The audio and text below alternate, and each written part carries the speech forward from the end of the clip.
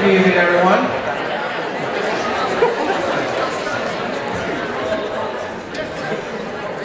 For those of you who don't know me, I'm Andrew Bott, Superintendent of Brookline Schools. And for those of you who are joining us from outside of Brookline, thank you so much for coming to our high school tonight to share in this really extraordinary event. Now, I want to start tonight by thanking our Innovation Fund. It is the work of the Innovation Fund that brought tonight's event to fruition. This is the 20th year that the Innovation Fund has been a partner with Brookline High School. And over those 20 years, there have been incredible changes, incredible opportunities for students that have come to life, come to fruition through the partnership between the fund and the dollars raised to support educators who have innovative ideas that they want to try, experiment with, and implement with support in the school to see what effect it has on students and the opportunities for students. And for 20 years, this partnership has opened incredible new opportunities for students at Brookline, at Brookline High. So I really want to thank the Innovation Fund for their 20 years of partnership and service to the families of Brookline. And I want to make a particular thank you to two people largely responsible for tonight's event, Stacy Downey and Elizabeth Zakos, who are in the room. And I promise I did not ask them to stand up, but thank you for them. It really was their determined leadership and persistence in organizing that brought this event to fruition. So without further ado, I would like for us to get started, and I'd like to make a few introductions. So tonight's conversation with you and with Ted Dintersmith is being hosted by Meghna Chakrabarty. Thank you. And as you know, Brookline is home to many extraordinary stories and extraordinary people, and no one exemplifies this better than Meghna Chakrabarty. Meghna is an expert at exploring the ins and outs of complicated topics, especially in education. As a former host of Radio Boston, she has helped countless callers share their stories and experiences, helping us all understand the personal impact of public matters.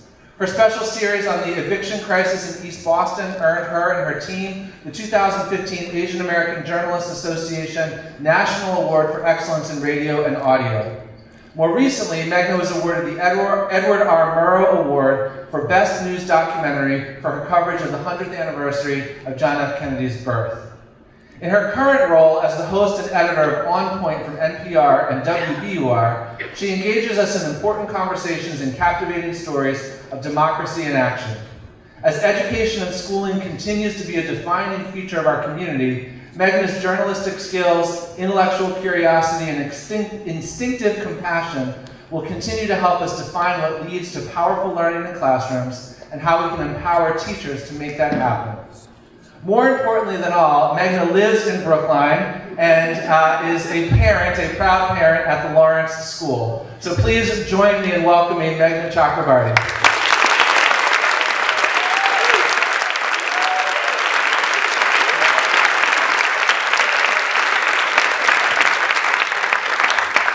Welcome. Now, not many people can claim to have a distinctive and unusual vantage point on the future of our children, but Ted Dintersmith does. Ted's on a mission to help students discover learning experiences that prepare for a dynamic, fast-changing, and ultimately unpredictable future. Realizing that the core purpose of our schools has been lost in a wave of testing, data, and accountability, Ted produced the documentary Most Likely to Succeed, which revealed the growing shortcomings of conventional educational methods in today's innovative world. In 2012, Ted was also appointed to President Obama to represent the United States at the United Nations General Assembly, where he focused on education and entrepreneurship. The basis of Ted's new book, What Schools Could Be, came about when Ted visited all 50 states and over 200 schools in the 2015-2016 school year. Speaking with numerous students, teachers, administrators, parents, education policymakers, legislators, and governors, Ted believes that it is time to reimagine schooling and update a model that dates back to 1893. As he states in his book, life should not prepare our children for education, but rather education should prepare our children for life. So how do we help our students thrive with what they can do instead of what they know? And so please join me in welcoming Ted Dintersmith, who will share these insights in a conversation with Meghna.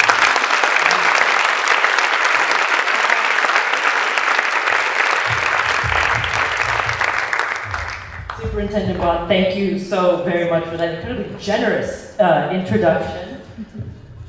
This is very exciting for me. I've actually had the chance to speak with Ted a couple of times, and I don't recognize her without her headset. or a really big microphone in front of me. But the last time I talked to him was when this book came out, and I said, I know the perfect audience for you because I happen to live in a town that really, really cares about these issues. So thank you so much to the Innovation Fund for making that initial sort of off-the-cuff idea a very powerful reality. All right, so let's get to it. I'm ready. I have to explain, I gave up coffee 2 months ago. I almost relapsed knowing I'm going to be on stage with you. We'll go easy because this is really a session for exploration. And by the way, I could ask Ted questions to take us for more than an hour, but really we want to have questions from you as well. So there's a microphone there, and in about 20 minutes or so, I'll just invite folks up and go ahead and line up behind the microphone, and we'll take questions from you as well. So first of all, just give us a little bit of background. Why did you decide to take this education road trip to all 50 states? Well, it predates. I mean, I spent my career here in venture capital, sort of developed two concerns. One is how fast innovation is racing ahead, and what that means for what kids have to be good at, when it complicates and challenges kids in career, but also citizenship. And then sort of basically with a few schools and then more, what schools, and not the schools here, so I'll just use a general school descriptor, what school does to kids. I mean, it's not preparing them for that world. So my first strategy was to come up with this film.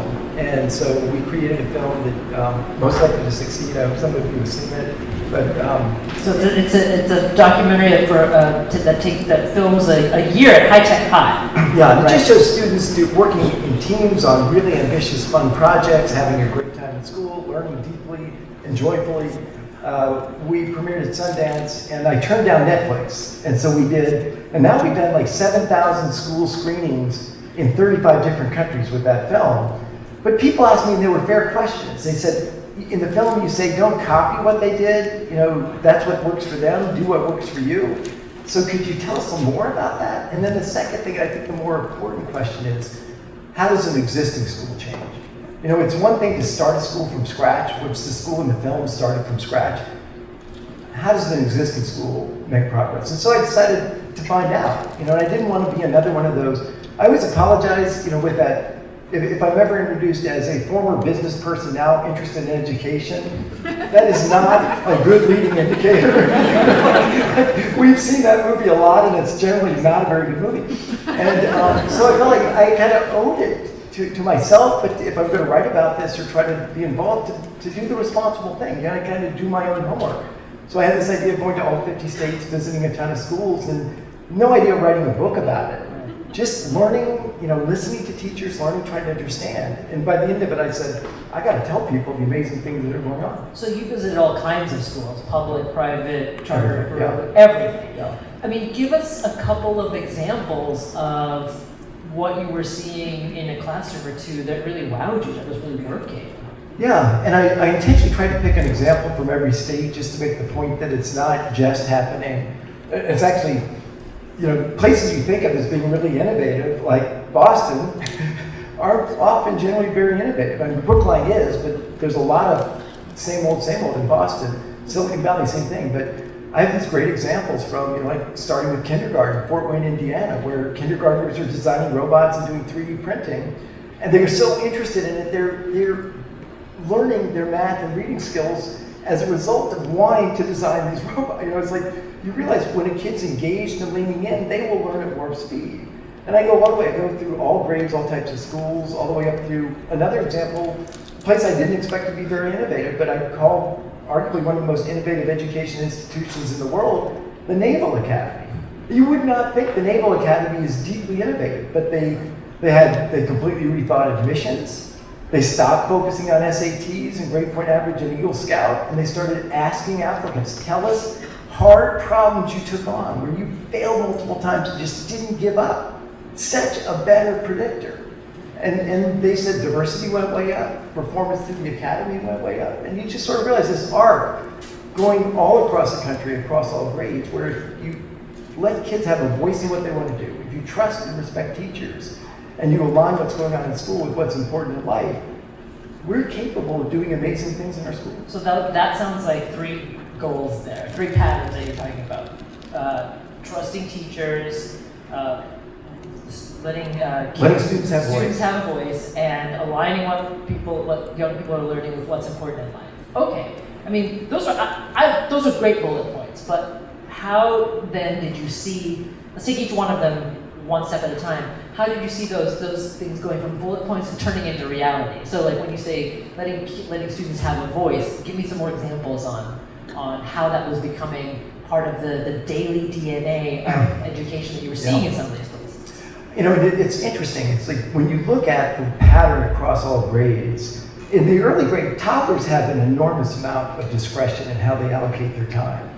By the time kids get to high school, they have very little discretion. You know, and arguably a lot of kids in high school have more than 100% of healthy waking hours already pre-programmed for them at the start of every week. It's the exact opposite of what you know, like if you want kids to have agency, to make their own decisions, to plot their own course as adults, we should be ramping that up as they get older. Instead, we have it plummet. But I read about this school in Austin, Texas, Acton Academy, where at very early ages, kids, and they mean it, you are responsible for your own learning.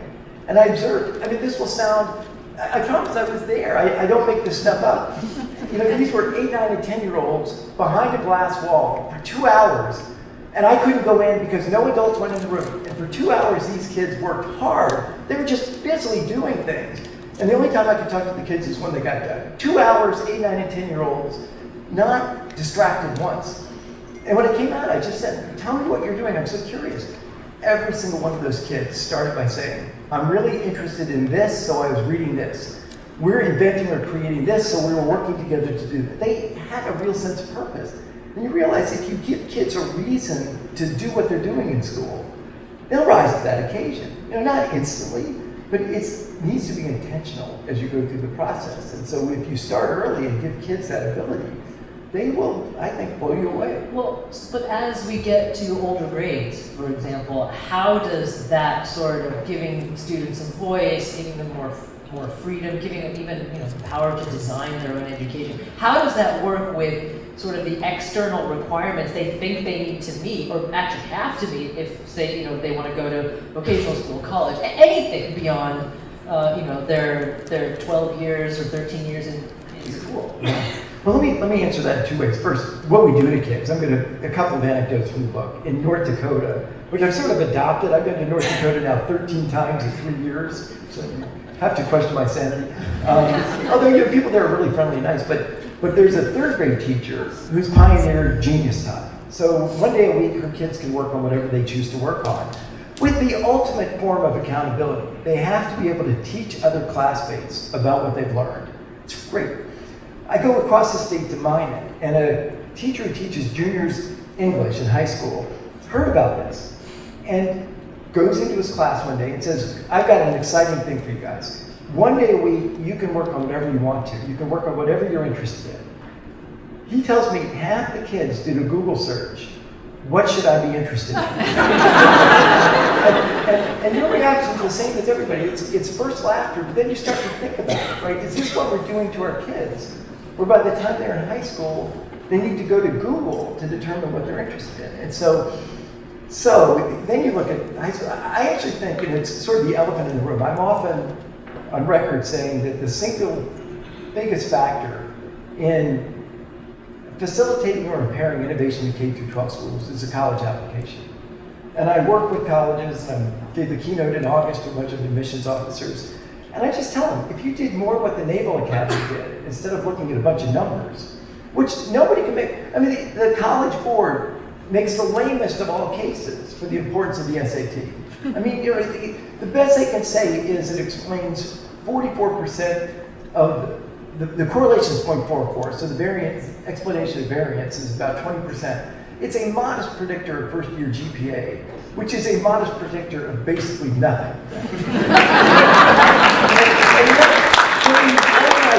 Around these SATs, and what I say to parents, and I say this to you guys, is when you tell your kid the most important thing you can do in your life is to cram for the SAT, you're sending them a message. You know, you're shaping their values. And that micro example speaks broadly. If what we tell kids, what you've got to do in school is outperform your classmates, get better numbers and grades so you look better in college admissions, you're hollowing out their sense of purpose. So, a little tangent here, but an important one, since I mean, you talk about SAT, I want to talk about testing more. Because, you know, I mean, we're living in a state that has over several grades standardized testing, MCAS 2.0 or whatever it's called now. But did you see any examples anywhere in your travels where that statewide testing was actually useful? Did it help innovation, or was it a hindrance? You know, my sense is those tests are good at low-level things. Can they be helpful as thoughtful diagnostics in early grades to make sure kids aren't falling behind on reading? Yes. On basic math skills? Yes. I'm very skeptical that they're very helpful in the higher grades. Actually, I think they're detrimental. But for inspiring examples, just go one state to the north. You know, look at what New Hampshire did over an 8-year period with Maggie Hassan and Ginny Berry, where they completely rethought. They trusted teachers to lead the way with more thoughtful assessment framework. So it's performance-based, competency-based. And I've done, I don't know what at this point, 300, 400 sessions with communities with the film. The best questions I've ever gotten were with public school students in New Hampshire. And they weren't doing something special, and they weren't cramming on the film ahead of time because they didn't see it. But they were learning, they were actually delivering on what all schools say to do, teaching kids how to think. Yeah. So I'm just going to plug WBUR here for a second, because the New Hampshire example that Ted is talking about, our Edify education team actually did a series of stories about it. And this sort of alternative or performance or project-based assessment was one of the stories they did. WBUR.org, look for Edify. It's a really interesting story, actually. I mean, let's see, I'm pulling it up right here because there's a question I want to ask. That they only do 2 rounds, I think, in 2 grades in New Hampshire now, in terms of statewide testing. And what the other testing they do is this performance-based testing. So they're moving further and further away from the typical standardized testing that we're seeing. And in fact, there are 5 communities in Massachusetts that are piloting something similar. So I think Brookline would be a great This is a place to go. These guys are on their name. Personal opinion only. One thing that testing does provide, and there's of course deep and prolonged debate about whether or not it adequately provides it, but it does provide us a picture of whether or not we're meeting the needs of all students. And I do think that it's important for us to explore this a little bit, because issues of equity and opportunity gaps, things like that, how is it that, or what examples have you seen where innovation or types of innovations are closing that gap or measurably closing those gaps? So it sounds flip, but I say we've obsessed in education in the United States about the achievement gap. And there are only 2 things we have wrong about the achievement gap in our country. The first is gap, and the second is achievement. and the gap we don't want to talk about is the vast differences in money we spend to educate the kids who need it the least, versus we spend the least to educate the kids who need it the most. And really, I'm passionate about that's something we need to step up to. And in my book, I try not to pick on states, but I talk about in Mississippi, 2 public high schools, 12 miles apart. One, it should be condemned. I mean, the building was horrible. I mean, they estimate they had about $5,000 per student year to educate their kids. I mean, pitiful. 12 miles apart, I mean, they had a football stadium that would be the envy of most colleges, with 2 practice football fields, a baseball stadium that could be a minor league baseball stadium, beautiful buildings and labs, and everything else. 12 miles apart, 2 public schools. So that's a gap we don't want to talk about, but it's a gap we need to step up to, because you can't educate kids on $5,000 a student year. You don't need $60,000 a student year, but you need adequate resources. Achievement. We wrap it all up in test scores, right? And we love it because then we can start to say it's the teacher's fault because the test scores aren't there. It's the kid's fault because they're not scoring high enough. We don't step up to the fact that a lot of these kids come to school hungry.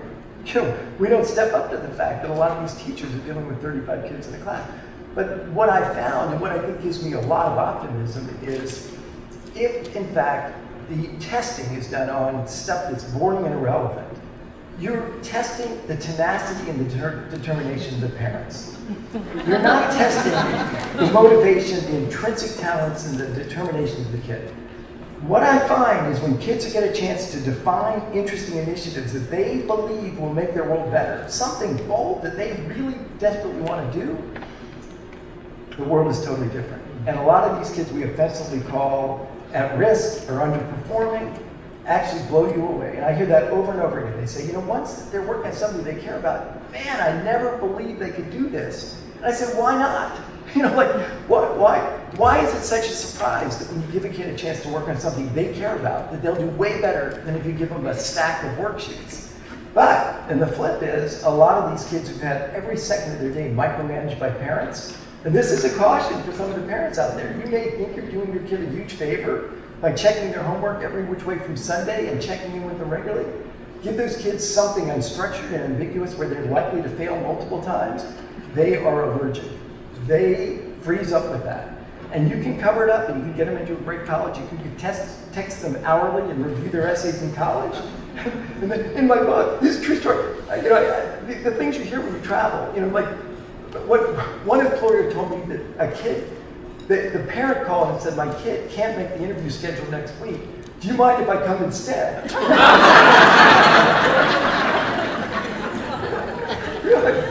Another called the employer and said, what do you mean you're turning down my kid for not having enough self-initiative? Okay. So, second bullet point was trusting teachers. This is a really central part of your book, and I think it's definitely a commonality that you saw in a lot of these very successful schools and districts. And I put success in quotes, right, because you're not talking about typical success that we might commonly think about, but innovative success. Talk more about that. What do you mean by trusting teachers? Well, the first thing is I observed there's way more innovation in the teaching force than people realize. I mean, there are so many teachers who are either doing remarkable things, often against great obstacles, or desperately wanting to do them. And not every teacher, but there's great innovation. And I'll also point out, because this is very important to me, I write this book, and a lot of people just immediately stereotype me, just as a lot of business people immediately stereotype teachers. So I get these comments every once in a while on social media. Oh, it must be another book about how the only schools that can innovate are charter schools. Because it's written by me, or somebody well off and white.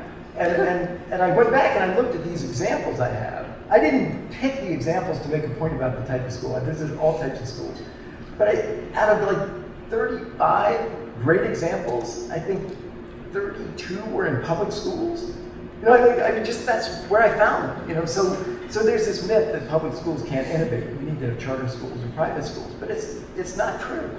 And if I visited this school when I made my travels, I would be writing about this school in the Innovation Fund because I really am deeply impressed with it. But there are these great examples out there, and yet, we put these teachers through, and I think it's one of the things that's been part of my journey, is really understanding not in a superficial way, maybe not in a deep way, because I'm still working in process on this, but really understanding the types of conditions we impose on teachers. And people don't understand. For parents out there, parents can be major impediments to innovation in the classroom. I was you. You just think you were an expert on school because you went to school. You know it should be the way it was when you went there. It wouldn't work for me. Why is this the way you're doing? My kid came home and they're happy. They must not be learning. These crazy things. And so when you are a lonely innovator in a school, and there are many schools that will have one or two teachers desperately trying to do different things, gets tired. They just wear out. If you have one school in a community that's really doing great things, they get branded as, oh, that's that alternative school for those kids. And so there's this enormous power of co-innovation. And it's a lot easier for 10 teachers to innovate than one. It's easier for 10 schools. And so I think what's going on here with the Innovation Fund is it's really trusting teachers to lead the way, supporting them, recognizing them, and really sending a message throughout all the schools, with all the teachers. This is something we admire. It's not that you have to, but if you want to, we've got your back. Because that's one of the things, every single thing I wrote about, when I asked a teacher, where did this idea come from? They didn't say, oh, somebody sent me an email saying I had to do it. Or, the legislators passed a bill that said I needed to do it. They thought of it, but they always said somebody had their back. Their principal or their superintendent said, if people criticize you, I will support you, because I know this really makes sense. So, the third bullet point, and then for folks who have questions, please go ahead and start lining up there behind the microphone. The third one is the one, that I think gets to almost the foundational challenge we have when you're talking about creating schools and classrooms and education that actually match the world, the needs of the world that people are entering, that young people are entering and will be leading. About a year ago, I had spoke with Joy Ito and Jeff Howe, and they had written a book called Whiplash about how the world is changing so fast that we, not just educationally, but cognitively, don't really have the tools, any of us, to fully process and keep up with all the change around us. But they were most animated when we talked about education. And Jeff Howe actually had this fantastic a metaphor. He said, right now, his argument was even in the best schools, we're basically educating kids as if they're going to be entering a world with a number 2 pencil sitting on top of a mountain with no connections whatsoever. And Joy Ito, who's the head of the Media Lab, was absolutely shaking his head. It's like, yes. Two-time college dropout. Two-time college dropout. But so that's getting to this fundamental problem. If there's such a giant disconnect between the reality of the world as it is right now, forget 5 years from now, 10 years from now, versus the tools and the skills and the means by which we're educating kids today. That, to me, that sounds like the call is for a complete rethink of how we're teaching kids. Yeah, complete. And the thing, I'm probably as old as I look, which is pretty old. So I don't go quite back to the start of the semiconductor industry, but unfortunately pretty close. And for 5 decades, 50 years, the advance in technology, the price performance of computational resources has doubled every 2 years. So it's been on an exponential growth curve. And I don't think I'll embarrass you, but I ask lots of audiences, if it doubles every 2 years, where is it in 10? And audience after audience, they can't answer that, which always amazes me because it was something they studied in math. But bear with me. So in 2 years it's 2x, in 4 years it's 4x, in 6 years it's 8x, in 8 years it's 16x, and in 10 years it's 32x. And then I'll say, so nobody gets that. So then I'll say, well, where is it in 20 years? And then somebody finally says, okay, I can answer this one. They'll say 64. That's not right either. So it's 32 squared, or over 1,000, 1,024. But to give you a sense of that, so look at the size of this can. Think of the size of this can as being 2007. And think of the size of the stage relative to the floor. So that's maybe 2018. So smartphone introduced in 2007, think of all that change that gets us to the level of the stage. That's 2018. So where will it be in 2028? By the time your kids are in college, you're almost barely getting into the workforce. Well, in 2028, it's going to be about the size of the height of the ceiling. So that much change, that's mind-numbingly huge. And I always say to people, if you think you know what that looks like, sprint out of here and start your company. And we'll be back here. Because I think it's beyond our imagination. And where will it be in 20 years? It'll be the size of the Hancock Building. And so when people say this is science fiction and it's not going to happen, when you've got artificial intelligence already outperforming the world's best oncologist and radiologist and beating the world's best Go player, those consequences for what we do with our kids in school are enormous. And what you said, and I agree with that, I would say to schools, tell me this, if a kid is excellent at memorizing material, replicating low-level procedures, and following instructions, I bet anything they're on your honor roll. And that's exactly what machine intelligence does. I was going to say they'll perfectly be today. replaced by Yeah. a machine. And so what's that mean? I think it means no matter what we're doing, we can't be doing too much of it. And one last thing on Joey Ito, because I included this in my last book, and I love what he did. He put an EEG, so he monitored brain waves of one of his students for a week.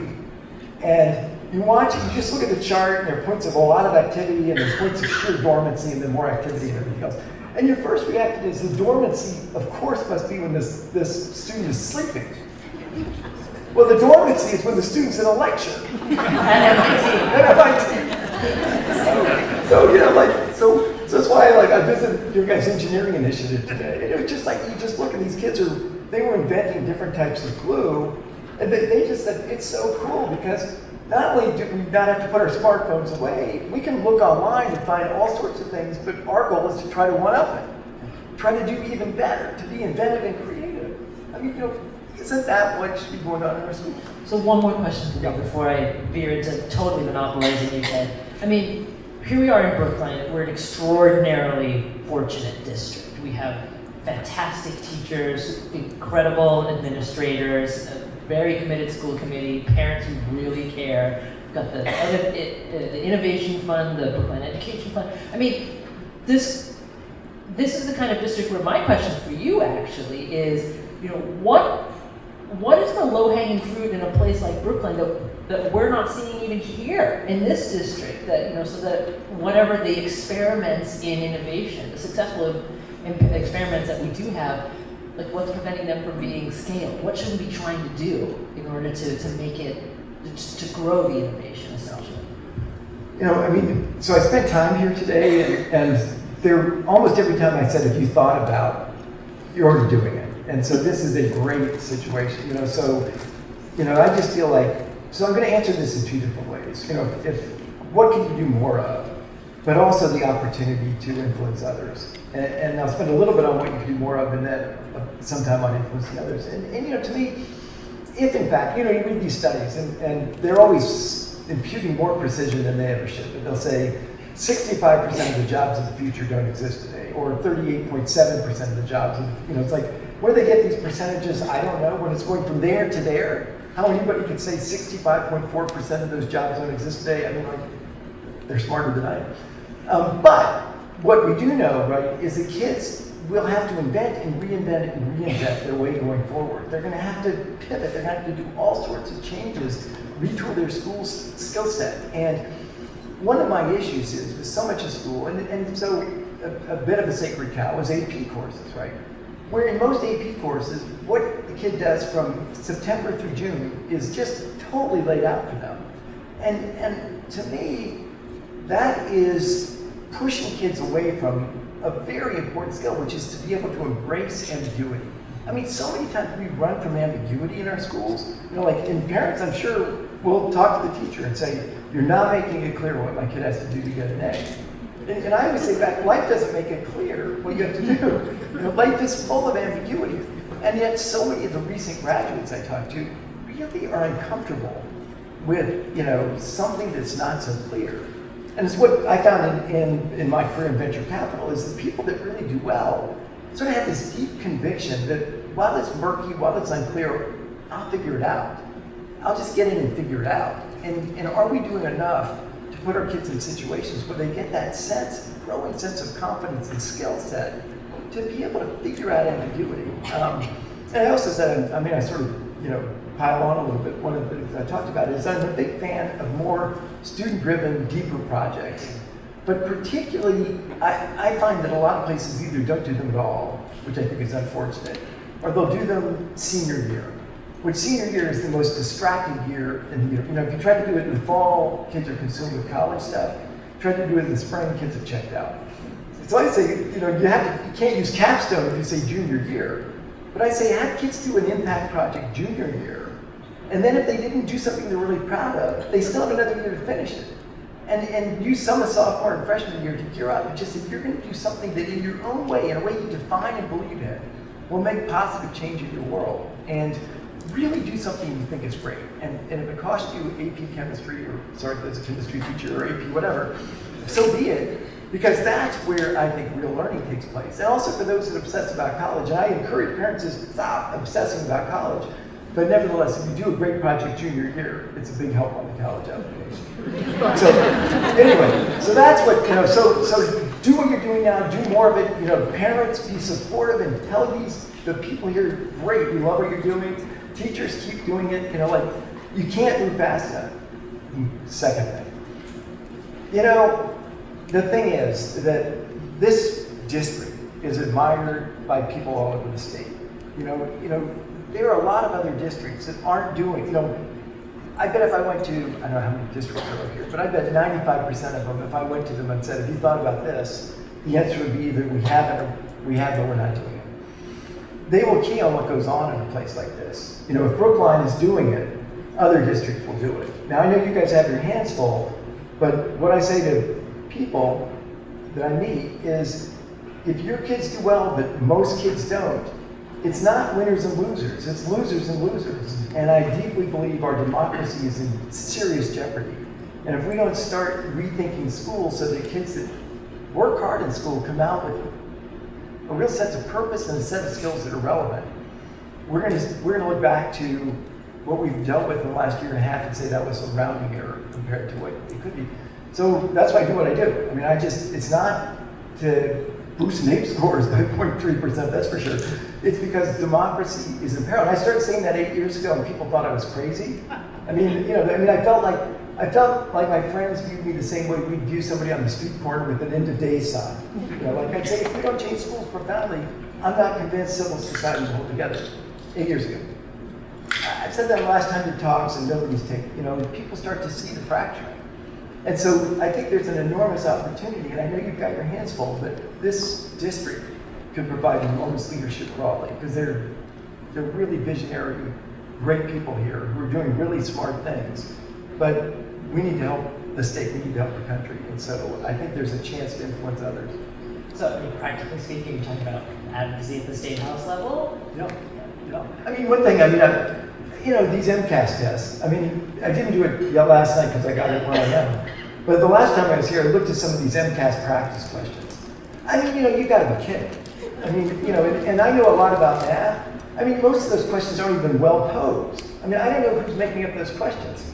But one of the things I suggest in my book is, if these legislators think it's such a good idea, let's have them take those tests and make their scores better. If they're going to hold teachers accountable to these tests, if they're going to make students feel dumb because they can't pass these tests, if they're going to keep kids from getting a high school degree because of these tests, then make the tests a lot better, which they don't have the money to do. Or take it themselves, and don't tell us legislation is the one thing that doesn't depend on those things. Like they really should eat their own dog food. And they won't. I think that's what we should be advocating for, because those aren't good indicators of what's important. And when things get ranked in the newspaper, I'm sure you guys rank really high on those, but I go to a lot of schools doing great things. I met somebody this morning who came from a school in a different part of Massachusetts doing just remarkable things for her kids, and then got the hammer pounded on her to get better MCAS scores. These are lives that are at stake with these decisions. And they owe it to at least understand what they're imposing on people. Questions? Ringer. I'm Anthony Meyer, the head of school at Brookline High School. Ted, I want to start by saying thank you so much for spending the day with us, meeting our students, meeting our teachers, meeting our school and district leadership. And Magna, thank you for facilitating tonight. So I believe, and I think you both have spoken to this firmly, in our teachers' desire and ability to innovate and create meaningful, purposeful learning for our students every day. I believe they do that at Brookline High School. I believe they do that. Our teachers do that in the public schools of Brookline. I worry about the larger context, and you're getting at it to some extent. I worry about unnecessary stress and anxiety, and I believe that everybody needs some stress and anxiety. I worry about fixation on testing and college admissions. I worry about the growing mistrust of adult-run institutions like schools. Ted, I'd love to hear from you a couple of examples, or at least one in your travels, of collaboration between the stakeholders. You've mentioned some of them, parents, guardians, caretakers, but it's also school administrators, school leaders, district leaders, school committees. Where do you see those collaborations and the kind of community conversations? Where are those working best, and how can we do that in Brookline? Thanks. No. I bet to answer some questions here too.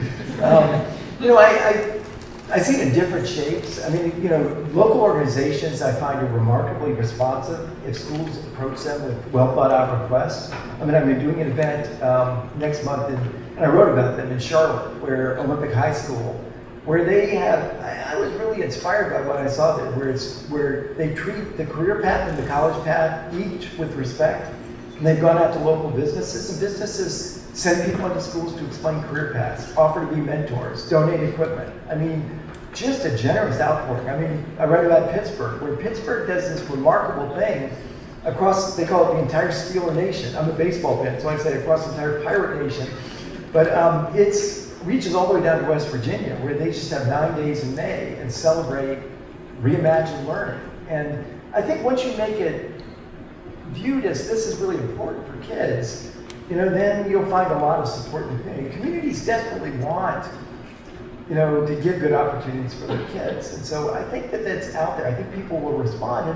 And honestly, and I would fault a lot of our leaders, in the past, is that our country, by nature, I think we're a society that responds to aspirational challenges. One of the tragedies, compounding a tragedy, is after 9/11, instead of anybody saying, let's rally together to do something, it was go shopping. It's like, you gotta be kidding. And I think if we put out there this bold mission of giving kids all across Boston great chances in life, in ways that aren't, MCAS driven, but are ways that I say in my book, I used to think the goal of school was to develop human potential. I've now come to believe that the way we do it, it's only about ranking potential, and ranking on a very inauthentic means that gives outsized advantage to the athlete. We need to develop human potential. We need to forget about ranking it on standardized measures that don't make any sense. But that's a very aspirational goal, and I think people will rally around it. Go ahead. Hello, can you hear me? Yeah. Mr. Ginter Smith? I'm Ted. Yeah, Dan. Yeah, that's easier. Dr. Bobby. I do not know either of you, but I think I know Magna well from hearing her all the time on television and all the programs. I think I get to know her. We're really admirer of your programs. Yes, I'm Patrick Tai. I'm from Cambridge, and I don't know whether what I'm saying is applicable to you. Sorry. This is a very bad time. That's his phone. We should check those smartphones at the door. Yeah, that's right. It's actually canvas organizer by Elizabeth Warren, asking me to help. Anyway, I have been tutoring in the Cambridge High School for 5 years. So I did see some of the students who need help, and I was also helping in the class in advanced calculus and in the computer sciences. And so I see how some courses are taught and some of the results of the mostly mathematics in high school. And what I found is very sad, because the students do not get the basic things of the mathematics. They may know the formula, but they do not know what it means and how to apply them. But in general, the thing I want to ask you is, you mentioned that give the students freedom to do what they want to do, which is a very good idea. But then you have to balance that with wanting to give the students a general basic knowledge of a whole range of topics. If you give the student too much freedom early to concentrate on something, they just do 3D printing, and they will know nothing else. So yeah, I'd like to, because a people will talk to me about this, and I understand what they're saying. You know, the one thing I always ask for is evidence that the kids who are covering this general set of things actually retaining it. And to date, I've not gotten any evidence of that. So if in fact kids who were studying, you know, so you look at, I'll give you an example, AP US history, right? I think everybody in this room, particularly today, would agree that every kid should understand the role of the Constitution in determining and governing how our government works, how we work together as a community. Well, the Constitution is about 20 minutes in AP US history. And we've got a short that we've done where we ask people, you know, really difficult questions, like, you know, there's people on the street interviews, like, what are the 3 branches of government? And you'd be amazed at how many people can't tell you the 3 branches of government. And so, the second thing I'd say is, you know, so does content matter? I mean, I think that's one of your points, that I agree content matters. But I say, like, talk to a 5-year-old who's curious about dinosaurs. Yeah. They can tell you, they can even spell pterodactyl. You know, and what I think we have all wrong, right, is that we think, you know, we've got to go year after year after year after year of covering the fundamentals before kids ever do anything with it. And I actually don't think they retain it. Yeah. And I ask for evidence. I mean, you know, like, you know, and I have in my movie and books this great example. The school in Princeton, New Jersey, Lawrenceville Academy. You know, if you get your kid in there, you're thrilled to spend $67,000 a year to send your kid to high school. You know, it's highly competitive to get into, and they feed Ivy League schools. They began to question just what I'm saying. Are their kids actually really learning anything? They're covering a lot of material, but are they actually learning it? So they came up with this experiment. A few people said, why don't we retest our kids when they come back in the fall? Take your final in June, take it again in September. Several of the faculty members got nervous about that. They said, well, there are low-level things on the final that we're not sure kids will remember over the summer. I think it's a fair question to say, well, why are they on the final? But they were. And so they said, fair enough, get rid of all the low-level things. Just retest the kids on the absolutely essential concepts that you're sure all your students learned. 2 years, lots of students, lots of courses. The average grade went from a B+ to an F. Not one student retained all the things that they thought every student retained. And so you know, we can go through, you do a lot with math, we go through this long laundry list of procedures in math. They're all low-level procedures that can be done on photomath instantly. And we think that kids learn a lot of math. I understand that. I understand all of that. I think I agree with you. That doesn't mean that we can just give, you just do what you want when they were very young. I think that's the really informed role that adults in their life, particularly teachers, play. I mean, you know, whether it turns into a documentary or not, I don't know, but I've got a film team now doing a school, middle school in the Bronx. They say it's the poorest district in the country. And they have these middle school kids who have historically done really poorly in school, and they focus and engage them on rap music. But to your point, the teachers then take that interest and broaden it to language arts, to the math behind it, to the physics behind an instrument. These are very good. So if I may, I'm so sorry. I just to really play the role of moderator here. You have to forgive me, but there's a whole bunch of people behind you, and I don't think it's fair to let someone ask 3 questions. So if I may, can I just have If I may come back again some other time. Yeah, I know, or grab Ted afterwards. And actually, Elizabeth, I see you there. I know we're supposed to technically wrap up now, but we kind of started a bit late. 10 more minutes, is that okay? All right, now, out of all due respect for everyone here, since there are a bunch of people in line, if you could just actually, instead of beginning with a preamble, just ask the question. I think we could probably hear a lot more from Ted. She'll tell me just give an answer. So go ahead. Well, let me start with a little context, and I see education is an ecosystem, and there are many force factors which affect student outcomes. And one of the ones that I focus on, Ted, you and I have talked about this about 1.5 years ago, is the role of the parent and the family in the education of the child. We're not talking about Brookline or Concord where I live, but it's in the Bronx, it's at PS 55, it's at these schools where they're economically and socially challenged. What are you seeing out there? You visited far more schools than even I have. I mean, I think I said before, if it's something the student finds engaging and interesting, then the push of the parent becomes a lot less relevant.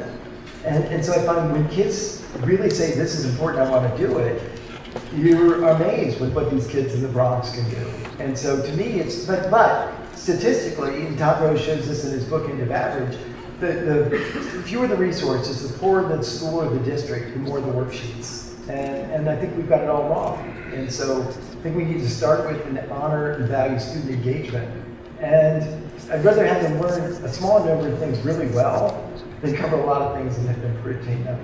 So, go ahead. Hi, Ted. My name is Jim Dacius, and I'm with the Virtual High School. Yes. In your I wrote about you in my last I book. know you did. So I wanted to have your comments on that. I think you used the term underwhelming in describing Not you. online learning, and yet you went on to praise Virtual High School and your own daughter's experience in that. I wonder what components of online learning you think are valuable for students. So what, if you don't know Virtual High School, the reason I loved it was, and I watched this from the side of the computer, is, and it was my daughter, I generally leave my kids out of it, but it was my daughter, so you've outed me on that. But it was a course it was a history course, and it was Early Explorers of Canada. And the whole course had nothing to do with the content. It had these incredibly thought-provoking questions. And so I still remember them, and I know my daughter does, but like one of them was, were Baffin, Hudson, and Frobisher heroes for their exploration of Canada? And you know, it was such a well thought out, interesting question. And then I watched what these students, because I looked at all the students, and you see some students didn't do that much, but some just got on that like crazy, and then the feedback across each other. And I think what you did right was thought-provoking questions, not boring lectures. Students engaging with each other in manageable clusters, you know, like 24, and with moderators that weren't very visible, but were there nevertheless to offer constructive guidance. And so to me, I'm glad you're here, but I mean, I wrote about that and saying this shows the power of online, whereas so many of it is just, you know, taking, you know, isn't it great that we're going to replace a boring in-person lecture and boring and poorly thought through multiple choice questions with an online lecture and online multiple choice questions. I mean, that's not much of an innovation, but I thought what you did was really brilliant. Thank you. Hi there, my name is Jen Mason, and my question is about the next generation of teachers. So my daughter was a recent graduate from Brookline High School, and she's at Purdue studying marine sciences to fix these problems specifically. But I just sort of watched this through her eyes, and she's like, well, maybe I need to be in college administration, or maybe I need to be in elementary, or maybe I need to be in middle school. Like, where would you tell them to go? Like, these people who want to fix this, they're 18 and they want to fix this problem because they know it can be better. Where would you point them to first? Yeah. Well, I mean, first, you know, I'm always a cheerleader for people that want to, you know, particularly younger kids thinking about being teachers. And what I tell them is, teachers change lives. It is the enormous opportunity of the teaching profession, and in ways that almost no other profession can claim to do. And we've done everything we can to make it less attractive. I mean, I just have a film team. We tie them up in knots. We hold them accountable for things that don't make sense. There are a lot of teachers. I mean, it's got to tell you something about this country. When Uber has a distinct category for teachers driving cars after school hours to make extra money. I mean, can we really think that we've got our priorities right in our country where teachers have to drive an Uber in their off hours to keep groceries on the table?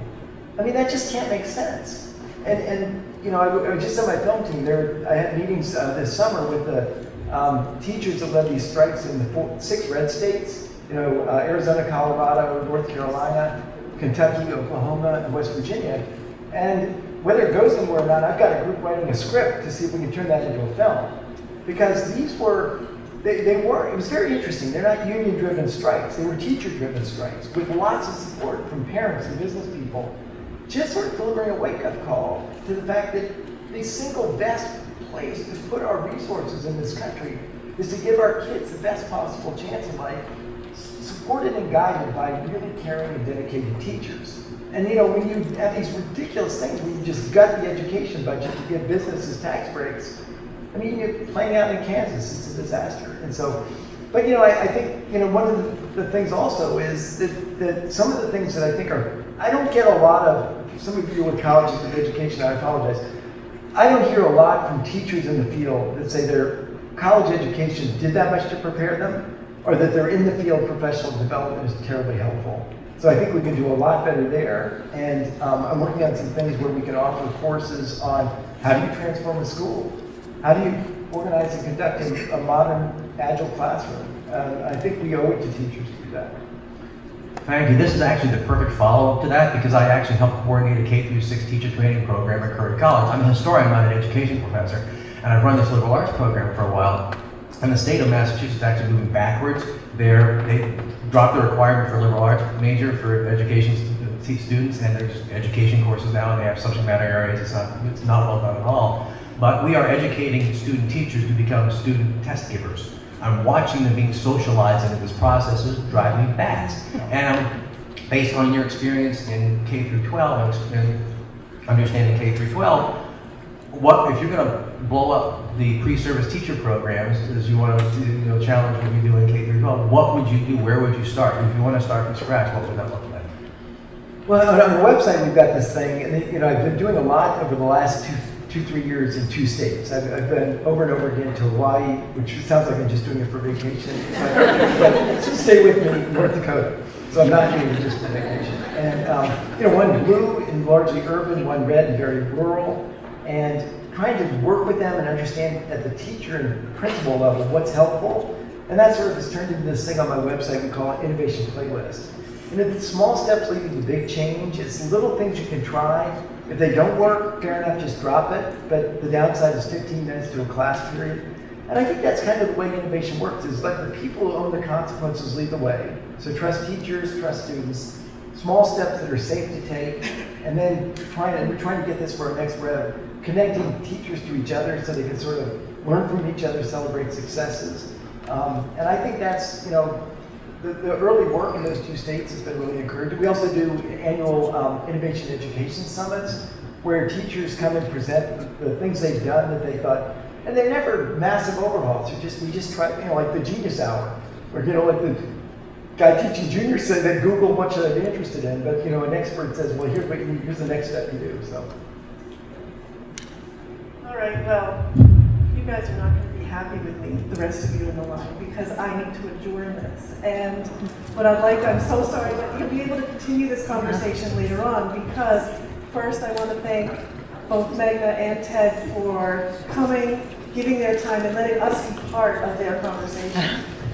I know you already heard, this is the 20th anniversary of the Brookline High School Innovation Fund. For 20 years, we've had this incredibly productive partnership with our school committee, our superintendent, with Brookline High School's leadership to trust teachers and fund teachers and allow them to create innovative curriculum that excites them, that energizes them, and inspires their students.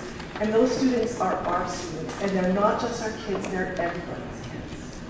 It's an incredible opportunity that we're all really proud of, and we're very grateful to have shared this evening and for you to have shared your time with us. I want to invite all of you to join us at a reception now, just down the hall, and hopefully we can continue in a more informal way some of these conversations.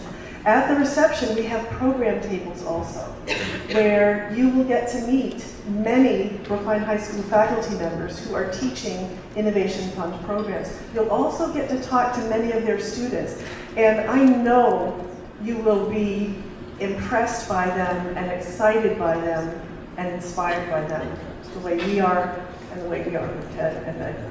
So thank you very much for coming, and this is just the first of many events this year. Thank you. Can I just add one?